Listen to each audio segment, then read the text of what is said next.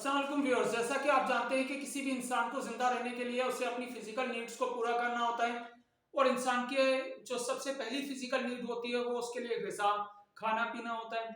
ग़िज़ा हमारे लिए इस तरह से काम अंजाम देती है जिस तरह से कि गाड़ी के लिए फ्यूल। जब तक फ्यूल नहीं होगा गाड़ी मूव नहीं कर सकती, आगे नहीं बढ़ सकती। इसी तरह से हम जो ग़िज़ा खाते हैं वो एनर्जी में कन्वर्ट हो जाता है जिससे हम अपने रोजमर्रा के काम सरअंजाम देते हैं। उससे हमारी बॉडी में बीमारियों से महफूज रहती है, प्रोटेक्टेड रहती है और सही फंक्शन अंजाम देती है।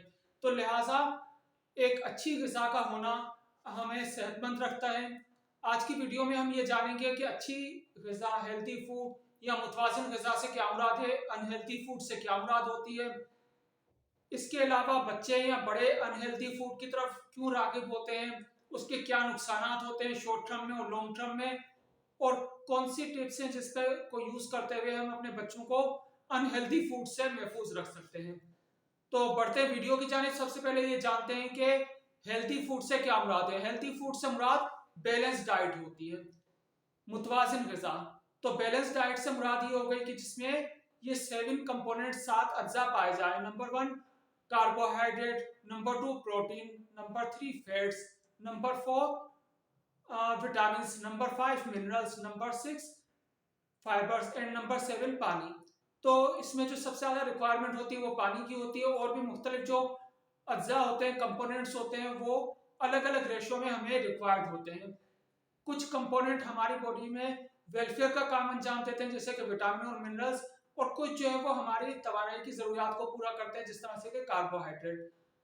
अगर हम मुतवाज़िन ग़िज़ा की एग्जाम्पल दें हेल्दी फूड की, तो जो भी ग़िज़ा नेचुरली फल, सब्जियां, दूध, पानी, ये सब हमारे मुतवाज़िन ग़िज़ा का पार्ट है। अगर हम कहें कि अनहेल्दी फूड कौन सी होगी, तो अनहेल्दी फूड से मुराद ऐसी फूड जिसमें मिलावट कोई मुज़िर अज्जा शामिल हो, मिलावट हो, अनहाइजेनिक हो, या फिर वो आर्टिफिशियली प्रिपेयर की गई हो। तो अगर आर्टिफिशियल प्रिपेयर की जाती है, मसनूई तौर पे बनाई जाती है, तो उसमें ज़ाहिर बात है केमिकल इस्तेमाल होते हैं, कोई आर्टिफिशियल फ्लेवर यूज होता है, कलर यूज होता है जो कि हमारी सेहत के लिए मुज़िर होता है, और इसके ज़्यादा नुकसान या फौरी नुकसान बच्चों पे होते हैं और लॉन्ग रन में जाके ये उसकी बॉडी के अंदर डिफेक्ट्स या नकाइस पैदा कर देते हैं जो कि बड़ा होने के बाद भी उनके अंदर वही बीमारियां कंटिन्यू रहती हैं। तो जब हम आर्टिफिशियल फूड की बात करते हैं तो इसको हम दो टाइप्स में तकसीम कर सकते हैं। नंबर 1 हो गया फास्ट फूड। फास्ट फूड किसको कहते हैं? जिस तरह से कि हम किसी शॉप पे गए और उसने फौरी तौर पे हमें प्रिपेयर करके कुक करके दे दिया, तो वो चीज़ें फास्ट फूड में शामिल होंगी, यानी कि जो फास्टली प्रिपेयर हो जाती हैं। जिस तरह से कि बर्गर हो गया, या इसी से रिलेटेड जो चीज़ें हो गई, सैंडविच हो गया, तो ये चीज़ें फास्ट फूड में शामिल होती हैं। इसी तरह से नंबर 2 जंक फूड, जो बहुत ज़्यादा प्रोसेस की जा रही होती है। इन दोनों यानी कि जो किस्म के जो खाने होते हैं, इनमें क्या होता है कि हाई अमाउंट ऑफ कैलोरीज होती है। कैलोरीज जिस रेशो में होनी चाहिए उससे ज़्यादा होती हैं, फैट्स उससे ज़्यादा होती हैं, केमिकली मिक्सअप होता है। इसी तरह से शुगर या साल्ट वगैरह उसमें ज़्यादा होते हैं जो कि हार्मफुल होते हैं हमारी हेल्थ के लिए, बच्चों की हेल्थ के लिए। इसकी मिसालों में pizza, burger, French fries, cold drinks और डिफरेंट चीज़ें, चॉकलेट्स, आइसक्रीम वगैरह, ये सब चीज़ें आ जाती हैं। जो ये इस कदर नुकसानदेह होते हैं, इसकी हम एग्जाम्पल इस तरह से ले सकते हैं कि अगर हम माजी की तरफ जाएं तो जैसे जैसे हम माजी की तरफ जाएंगे हमें शुगर के पेशेंट कम मिलेंगे, कैंसर के पेशेंट कम मिलेंगे, बीपी के पेशेंट कम मिलेंगे। उसकी वजह यह है कि जितना लोग नेचुरल लाइफ स्टाइल की तरफ रहते थे उतना ही वो मुख्तलिफ बीमारियों से महफूज रहते थे। जब वो आर्टिफिशियल लाइफ स्टाइल की तरफ आ गए और हम अपने आप को आर्टिफिशियल लाइफ स्टाइल में रखने के आदी हो गए, आर्टिफिशियल ग़िज़ाओं के आदी हो गए, तो उससे मुख्तलिफ किस्म की बीमारियां पैदा होती हैं। सपोज शुगर केन या गन्ने के रस के अंदर कार्बोहाइड्रेट मौजूद होती है, लेकिन एक गिलास गन्ने के रस को अगर हम हीट दें और उसमें से पानी उठ जाए और उसके बाद वो गुड़ में चेंज हो जाए या फिर वो चीनी में चेंज हो जाए, तो वो क्या होगा, ज्यादा सेचुरेटेड होगा, उसमें कार्बोहाइड्रेट की क्वांटिटी ज्यादा बढ़ जाएगी। तो लिहाजा जब हम आर्टिफिशियल तरीके से किसी चीज को प्रिपेयर करते हैं तो उससे मुख्तलिफ बीमारियां पैदा होती हैं। यही वजह है कि हमने आर्टिफिशियल ग़िज़ाएं खाने के बाद मुख्तलिफ बीमारियों का शिकार होते गए। इसी तरह से अगर हम शरबत बना के पीते हैं तो एक शरबत में ज्यादातर 1 tea spoon, 2 tea spoon, 3 tea spoon आप चीनी पे डालेंगे, लेकिन एक गिलास कोल्ड ड्रिंक में जो है वो एक अंदाजे के मुताबिक 8 स्पून टी स्पून जो है वो शुगर शामिल होती है। अब आप अंदाज़ा लगाएं कि अगर किसी एक गिलास में आप 8 या 9 चम्मच चीनी के लेंगे, तो अगर कोई एडल्ट पर्सन होगा अबव 35 होगा, तो उसमें शुगर के होने के चांसेस कितने ज़्यादा बढ़ जाएंगे। और अगर वो छोटी टीनेजर भी है, बच्चा भी है, तो भी वो शुगर की बुनियाद उसके जिस्म में जा रही है। इसी तरीके से बैलेंस डाइट किसको कहा गया, जिसमें फिक्स रेशो था या डिफरेंट रेशो था, जो कि एक मुख्तलिफ अज्जा का शामिल था। जब ये रेशो चेंज हो जाएगा, बदल जाएगा, तो उसके नतीजे में उसे मुख्तलिफ किस्म की बीमारियां हो सकेंगी। किस किस किस्म की बीमारियां या क्या उसके नुकसान हो सकते हैं, जैसे कि पुअर ब्रेन डेवलपमेंट, दिमाग की जो है वो नशोनुमा में कमी आ जाएगी। इसी तरह से उसमें सीखने का अमल कम हो जाएगा, उसकी एकेडमिक्स परफॉर्मेंस कमज़ोर हो जाएगी, लो इम्यूनिटी होगी, जिसकी वजह से वो मुख्तलिफ जो है वो इन्फेक्शन का शिकार होता रहेगा। जिस तरह से अक्सर अगर आप बच्चों को लेके जाएं तो उनको थ्रोट इन्फेक्शन या काफ़ी जो भी इस तरह के इश्यूज हो रहे होते हैं या पेट की खराबियाँ होती है, तो अक्सर डॉक्टर कहते हैं कि आइसक्रीम, जूस, चिप्स वगैरह ये चीज़ें यूज़ ना करें। तो इसी तरीके से क्या होता है कि उसमें इन्फेक्शन जो है वो रिपीटेडली होने लग जाते हैं, और उसको फिर रिपीटेडली एंटीबायोटिक देते हैं, जिसके फिर अलग और साइड इफेक्ट होते हैं। इसी तरह से बच्चों की, बड़ों की हड्डियां, दांत कमज़ोर होने लग जाते हैं, उनमें मुख्तलिफ किस्म की बीमारियां पैदा होती हैं, डाइजेस्टिव डिसऑर्डर पैदा होते हैं, कॉन्स्टिपेशन का शिकार होते हैं, क्योंकि मैदे से बनी हुई अक्सर अशिया खा रहे होते हैं।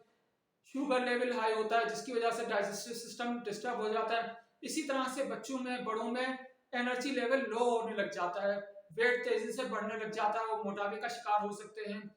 और आगे चल के लॉन्ग रन में जो एडल्ट हैं, जो बड़ी एज के अफराद हैं, वो अगर फास्ट फूड यूज करते हैं तो उनमें किडनी की डिजीजेस होने के चांसेस बढ़ जाते हैं, हार्ट के प्रॉब्लम, ब्लड प्रेशर और खुदा न खास्ता कैंसर की तरफ भी वो जा सकते हैं।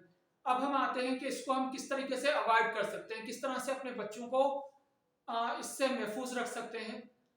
तो सवाल ही पैदा होता है, बच्चों को ही क्यों, बड़ों को भी महफूज रहना चाहिए। लेकिन अगर बड़े किसी वजह से अपने लाइफ स्टाइल चेंज नहीं करना चाहते, तो बच्चों के ऊपर तो इसके जाहिर बात है उनके लिए ज्यादा मुज़िर होगा।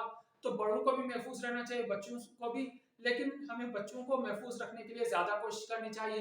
तो इसकी वजह क्या है कि बच्चे क्यों फास्ट फूड की तरफ, जंक फूड की तरफ राग़िब होते हैं? उसकी वजह यह है कि हम उसे एक रिवार्ड के तौर पे, एक इस तरह के तोहफे के तौर पे उसको पेश करते हैं, और उसे एक ये एहसास दिलाते हैं कि ये बहुत ही कोई अच्छी चीज़ है, जो हम आपको इनाम के तौर पे या सेलिब्रेशन के तौर पे हम आपको ये देंगे। जिस तरह से बच्चों को कहा जाता है कि आप ये काम कर लो, फिर आपको आइसक्रीम खिलाएंगे, फिर आपको बर्गर खिलाएंगे। तो किसी चीज़ का बहुत ज़्यादा टेस्टफुल होना ज़रूरी नहीं है, बल्कि अगर किसी के जहन में ये बिठा दिया जाए, उसको एक चॉइस ही ये दी जाए, और उसके जहन में हर खुशी की, हर चीज़ की सेलिब्रेशन के लिए यही बिठा दिया जाए कि यही बेहतर चीज़ है, तो उसका टेस्ट उसी चीज़ के लिए डेवलप हो जाता है और उसकी रिक्वायरमेंट भी वही हो जाती है। मसलन फर्ज करें, मैं एक आपको एग्जाम्पल दूंगा कि जिस तरह से कि पाकिस्तान के कुछ शहरों में, कराची, हैदराबाद में, जो बहुत ही यानी कि कॉमन ग़िज़ा होती है, या जिसको हर कोई डिमांड कर रहा होता है, हर जगह पे, हर तकरीब में मौजूद होते हैं, वो बिरयानी होती है। कुछ लोगों के लिए निहारी होती है। अगर लाहौर में चले जाएं तो मुर्ग छोले बहुत ज़्यादा पसंद कर रहे होते हैं। इस तरह से हर शहर की अपनी अपनी जो ग़िज़ाई चीज़ें होती हैं, मुख्तलिफ चीज़ों को पसंद कर रहे होते हैं। अब अगर उसका ऑल्टरनेट उनको कुछ दूसरा दे दिया जाए, तो वो उनको अच्छा नहीं लगेगा, क्योंकि उसका टेस्ट ही उनमें डेवलप नहीं किया गया। इसी तरह से वो उसी चीज़ को ही सब कुछ समझते हैं, दूसरी चीज़ के लिए उनको वो पसंद नहीं आ रही होती, उनको वो जायका अच्छा नहीं लग रहा होता, जबकि दूसरे पर्सन के लिए वो बहुत ज़्यादा अहम होती है। तो लिहाजा बच्चों के अंदर हमने फास्ट फूड का, जंक फूड का ही टेस्ट डेवलप कर दिया है, और उनके जहनों में ये बता दिया है कि ये जो है वो एक अच्छी चीज़ है, या यही है, यानी कि एक बेहतर ग़िज़ाइयत इसमें मौजूद है, हम खुद भी उसे बुरा नहीं समझते। अगर हम ये कहें कि बिल्कुल ही फास्ट फूड को बंद कर दिया जाए, तो ऐसा मुमकिन नहीं है, लेकिन हम उसे लिमिटेड कर सकते हैं, अपने लिए भी, बच्चों के लिए भी। तो जहां तक हो सके हम उसको लिमिटेड कर दें, और उसे स्टेटस सिंबल के तौर पे यूज ना करें। ये ना समझे कि अगर कोई सब्जी खा रहा है तो वो बुरा कर रहा है, या हम ये कहें कि वो यानी कि ये भी एक कहा जाता है कि वो गरीब है, या उसका लाइफ स्टाइल कम होगा। हमने इसे एक स्टेटस सिंबल के तौर पे ले लिया है, ये कि हमारे यानी कि हम ज्यादा पढ़े लिखे हैं तो हम ये फास्ट फूड यूज करेंगे, ये यानी कि सोच बिल्कुल गलत है। हमें जो है वो सब्जियों को, फलों को, और जो भी घर की बनी हुई अशिया है उसको इस्तेमाल करना चाहिए। इनकी तरफ बढ़ने की एक वजह ये भी है, क्योंकि पेरेंट्स या मदर्स जो है वो माजरत के साथ ये भी चाहती है कि हमें पकाने से निजात मिल जाए, और हमें तैयारशुदा कोई चीज़ मिल जाए। तो ये जो है वो इजीली अवेलेबल होती है और इस तरीके से वो हैबिट डेवलप कर लेते हैं। तो पहले पेरेंट्स को खुद को रोल मॉडल के तौर पे पेश करना पड़ेगा और रोल मॉडल के तौर पे पेश करने का ये तरीका है कि हम एक फैमिली लंच, फैमिली डिनर का अरेंज करें, साथ में बैठ के खाना खाया करें, खुद भी एक शेड्यूल बनाएं जिसके मुताबिक हमें बैलेंस डाइट हासिल हो सके। किसी एक खाने से हमें सब चीज़ें, हर तरह के कंपोनेंट्स हासिल नहीं होंगे, लेकिन ये होगा कि ऑल्टरनेट डेज में हम डिफरेंट डिफरेंट चीज़ें खा के और अपनी ग़िज़ाई ज़रूरियात को पूरी कर सकते हैं। खुसूसी तौर पे दूध जो है वो एक ऐसी ग़िज़ा है जो मुतवाज़िन ग़िज़ा है जिसमें हर तरह के अज्जा पाए जाते हैं।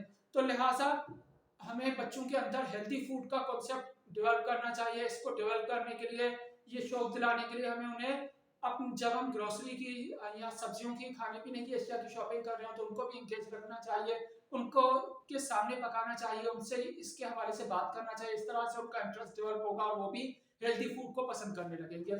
अगर बच्चे हेल्दी फूड की जानिब राग़िब होंगे तो उनकी एकेडमिक्स भी बेहतर होगी, उनकी फिजिकली ग्रोथ भी होगी और ये आपके लिए भी बेहतर होगा। आप भी मुख्तलिफ बीमारियों से महफूज रहेंगे, क़ुव्वत मदाफ़त बढ़ेगी। तो ये थी हमारी आज की वीडियो जो पेरेंटिंग के हवाले से थी।